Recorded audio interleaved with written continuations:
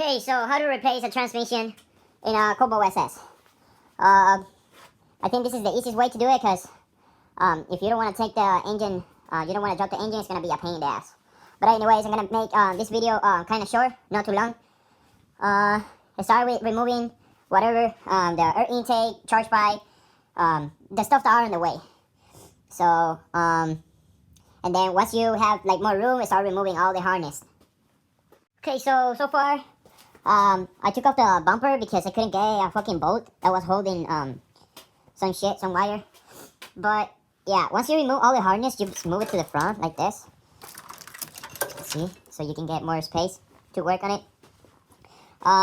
Then use a tool, whatever you got, something like this, screwdriver, flat screwdriver, and there's a fucking, I'll show you.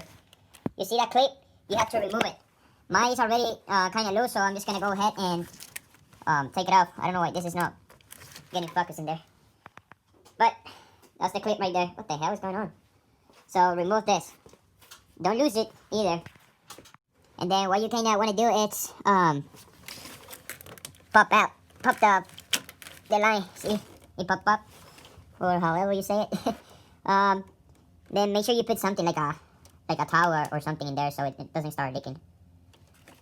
Okay guys, so I did remove the whole engine harness completely. It's right there.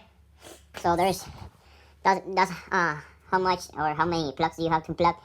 I'm gonna be put it in the description or right here how many plugs you have to unplug, so you know, and grounds, so you know kind of how many plugs you have to unplug, including fuse box plugs, ECU plugs, everything, including like the whole engine harness. So just so you know how many plugs you have to unplug and how many grounds and all that shit. But anyways, I did move whatever I have left for harness in here to the side. The way I'm gonna do it is by removing the whole subframe with the whole suspension, everything. There's not gonna be nothing in the engine bay. So by removing, the way you remove the calipers is unbolting these two bolts that are in the back of the calipers, so right here. And then you have to remove the nut on here from the axle. Or you can keep it. Never mind. You can have it in there because you're not removing any of this.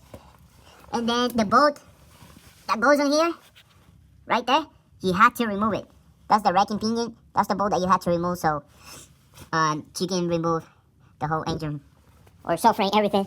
So yeah, now what am I gonna do is unbolt. Yeah, cause there's nothing else that I have to do. Yep. Oh, yeah. You have to remove the shifter cables. And how you do it? Well, you grab a flat screwdriver, long one, you put it in there, and then you start wiggling it on them. Probably gonna be harder. Sometimes they are easy, but sometimes they are a pain in the ass. Don't be scared to break them. They won't break. Well, hopefully. Yeah, but I don't think I never had an issue with breaking one of this. Yeah, they are hard. Anyways, I'm not gonna record me struggling, trying to take off those. But that's how you take them off. There's two of them. And then, what else? Oh. Probably you don't even have to. Yeah, you have to remove them. You have to remove them, and you have to remove those bolts in there that are, bolted into the transmission. Like that one and this one. Yep, those two. You have to remove this one and that one. Remember to remove the shifter cables. Don't forget about them. And that's about it. Oh, and the heater coolant hoses. You have to remove them back there. Those two. They are a pain in the ass. I always cut them. But yeah. Then, yeah, I'm gonna start. We're removing the 4 bolts. Oh shit! You will need them. There's one in there, one in there, one on each corner, and then one on here, right there. So, alright guys, so it's been an hour, straight up. Engine is ready to be dropped. So, I still gotta take these 3 bolts. Once I take these 3 bolts, it'll go down this side. And then, once I take those 3 bolts, this side's gonna go down. So make sure you do it evenly so it doesn't get fucked up. it won't get fucked up, but just in case. So make sure always, if you did it this way and you took off the brembo bolts or calipers, whatever, make sure you fucking, I don't know, put them, we have something, a wire or whatever, tie it up to something that is, release, because these lines are kind of shitty and they can get fucked up. So always make sure you do that before dropping the engine. I think I might remove the intercooler too, these two bolts, before I drop the engine, because I feel like it's gonna cause a fucking thing in here, like it's gonna cause something. So yeah, it's ready to drop. I already dropped this fucker. Oh, okay. I already dropped the bottles or whatever you call them. So there's no suspension stuff. So yeah, 3 bolts on this side, 3 bolts on this side, and then it'll be dropped. So make sure you put the dolly on the right position. Yeah, you don't need a crazy dolly. That's I think that's for 1,000 pounds, the dolly. So it'll be fine. I have dropped 4 engines already on this fucking dolly. Never been broken. Okay, then, because you put the car on jack stand, this is what I had, 6-ton jack stands. It was about this tall. Okay, so I took it off. I took off the jack stand on here, that wasn't there. And what I'm just gonna put in there, in the middle of the car, is gonna be that tire in there. That wheel, it's a wheel. It's got the ring and the tire, so completely wheel. And then, once I remove the jack stand, car's gonna go like this, right, on angle. So you wanna put another tire, like move this one through the other side, or move this one to here, and then get another tire on the other side once you remove the jack stands and lower the jack. So that's how you do it, because you need the car low, so when you drop the engine, it gets on here. So yeah, and it doesn't break that shit, and engine doesn't get hurt either. So this car is very simple to drop the engine. It's very simple. With probably for a person doing it for the first time, it can take about 2 hours to 3 hours. It should be very easy. Remember to remove the coolant tank if you don't want to mess with your coolant tank. Remember to, oh shit, what happened in there? Never mind. To take it off from there and unplug the plug too.